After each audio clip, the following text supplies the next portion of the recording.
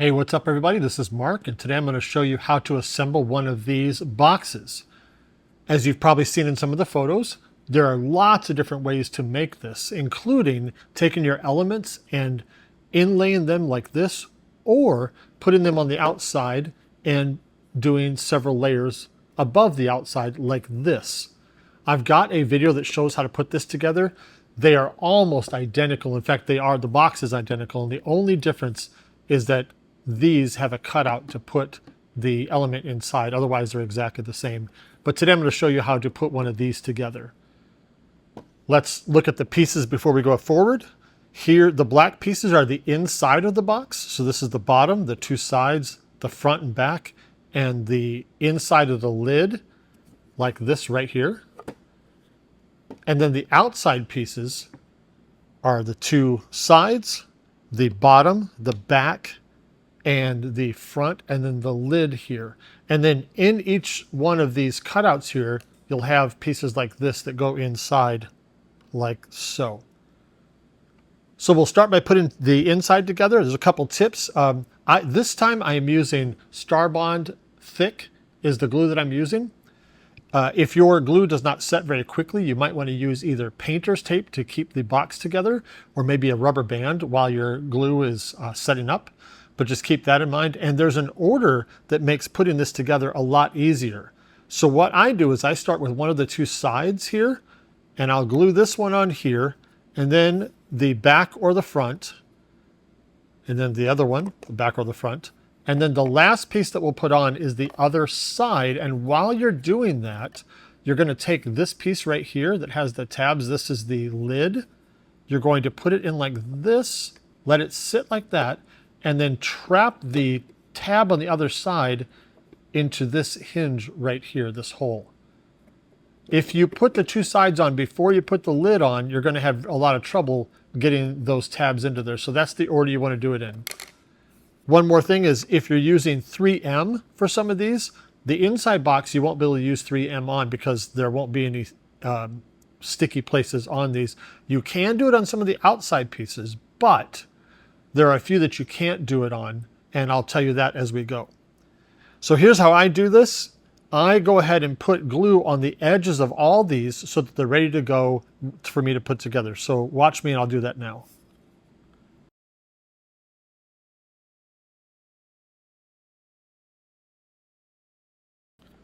All right, we start with one of the sides. Now we've got three of the sides in, and we need to put this last one in last. I'll take the lid with the two tabs here, and I will gently lay it in here and put the one tab into the one side and let it sit here while I bring the other side up and trap the lid in there like this. And now we've got a lid that turns like this, and it's trapped and doesn't come out. At this point, if you have any glue around it that's seeping out a little bit, you can just wipe it down.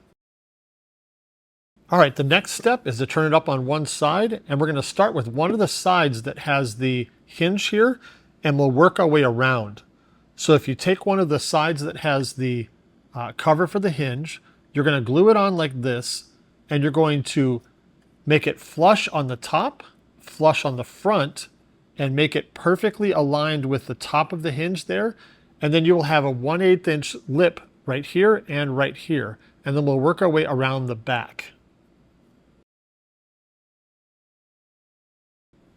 All right, now we'll go to the back piece. And you can tell which the back piece is because it has two little notches right here on the top where the front piece doesn't have any notches. Those notches go right up against this back side of the hinges, and the bottom of your back piece will be perfectly flush with the two side pieces.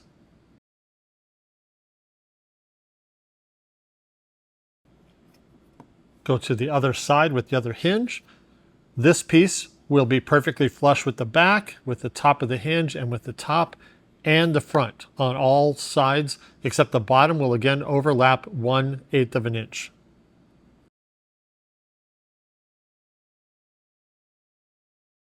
Now all we have left is the front. I'm going to go ahead and open the lid just in case so I don't get any glue on it, but you shouldn't. And in this case, the front is gonna be flush with both sides and the top, and once again flush with the bottoms of these, so it's creating a little indent here for the bottom 1/8 inch all around.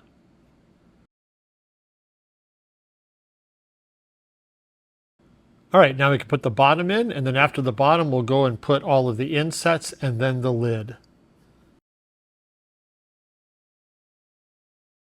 All right, now let's talk about the lid. This is really important. When you are gluing the lid on, you got to make sure that you do not glue the lid shut. So there are several little tips I can give you. First of all, I suggest taking some scraps or other pieces and putting them in here so that when you close the lid, it doesn't go all the way down right away. So that if you accidentally get glue on one of the edges, it won't glue itself shut, okay? Now, the next thing you want to pay attention to is you've got a piece like this that's the lid, the top lid, and you've got these two notches and this flat spot right here. This goes flush with the back of the piece underneath it right here.